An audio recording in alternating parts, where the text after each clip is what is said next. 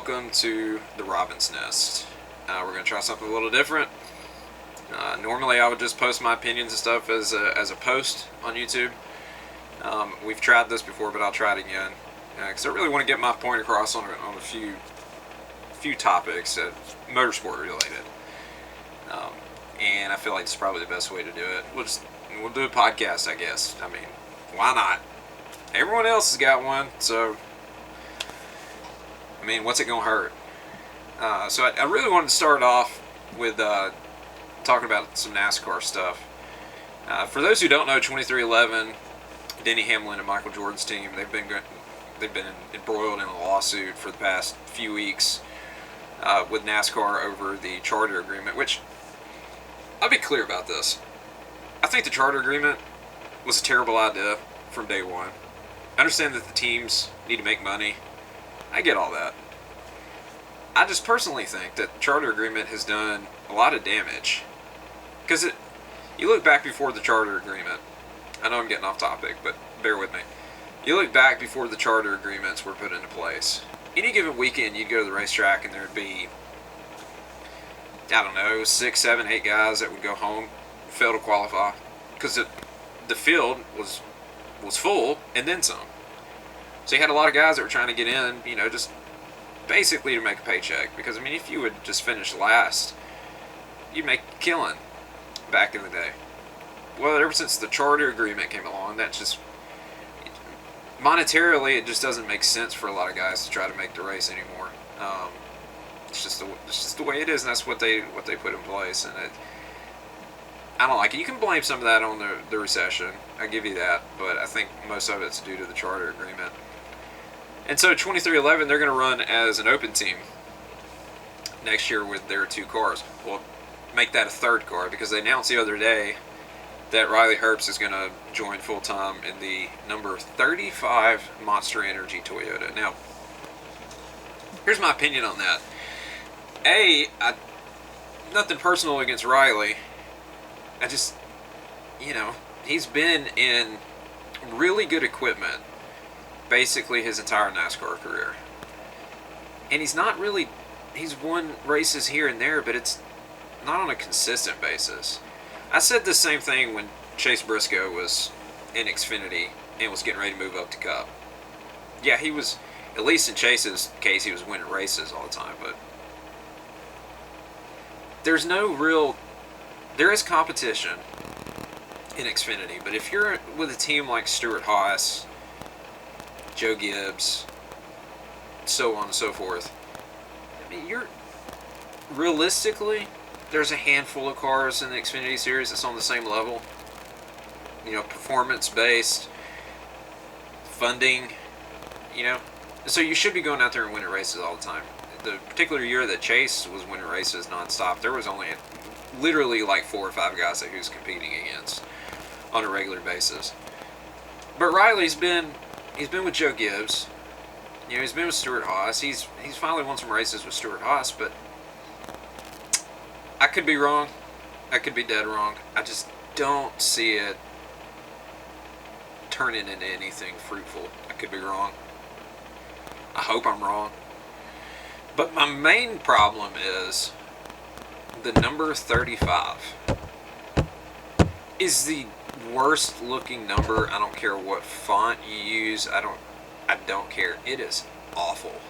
I don't know why they chose that number. Maybe it was the first one available and something to do with Michael Jordan. I don't know. Man, it's terrible. When Front Row ran it a few years ago, I hated it then. I hate it now. It's not good.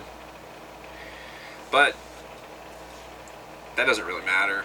I mean, what matters is how you perform, and I hope they do well.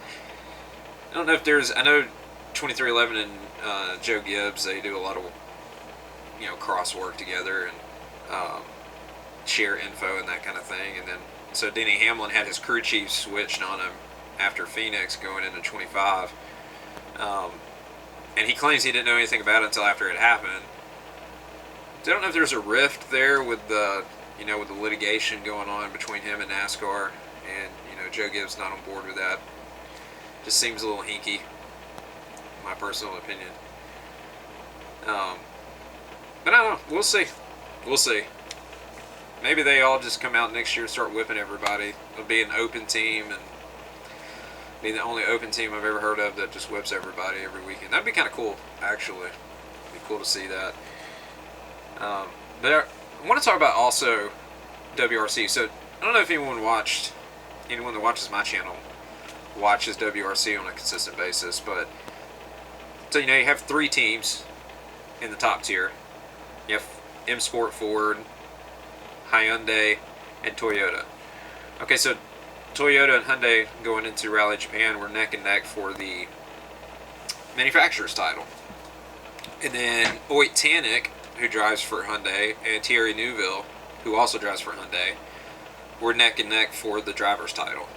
So those guys were just going at it as soon as the rally started, just flat out. Especially Oyt, he had a massive lead, 30 seconds plus, just pushing.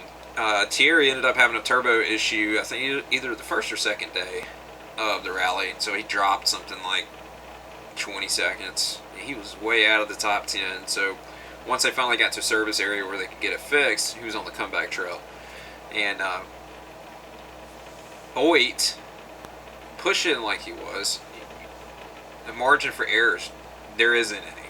So if you miss your marks, you don't hear a pace note correctly, whatever, you're going to crash. And that's what happened. He ended up crashing out of the rally either Friday or Saturday. So that handed Thierry the championship. Okay. So the third Hyundai driver, Andreas Mikkelsen, he ended up wrecking out to, I think it was Saturday.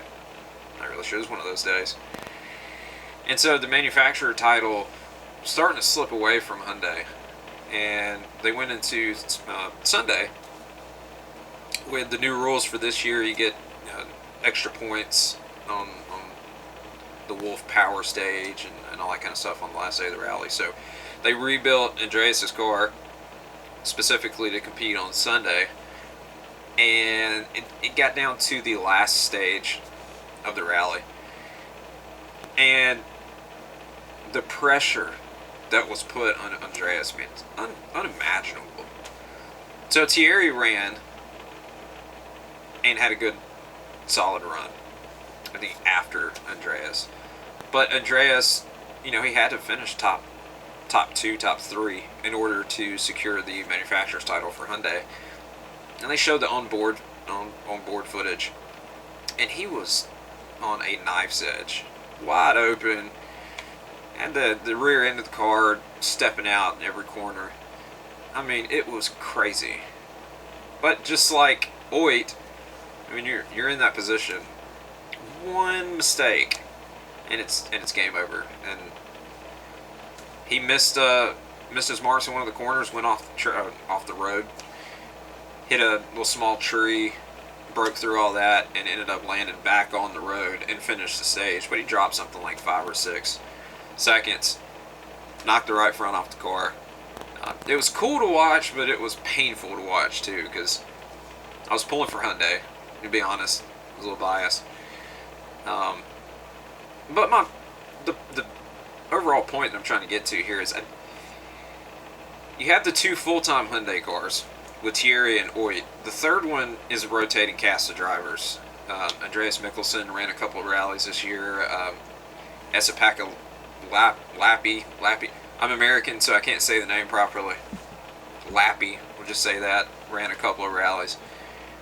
And so, Andreas has had a tough go of it on the top tier of WRC. He wrecked out, I think, the last rally that he ran too. And so my thing is when you're Hyundai and you're coming up with the schedule at the beginning of the season for who's going to run what rallies, I know you don't have a way of knowing how the championship's going to shake down once it gets to Japan. Okay, but you have to prepare for any eventuality. And so my thing is, why would you put someone like Andreas in Japan with knowing what could potentially be at stake? I don't don't understand that. Lappy won, I think, Sweden.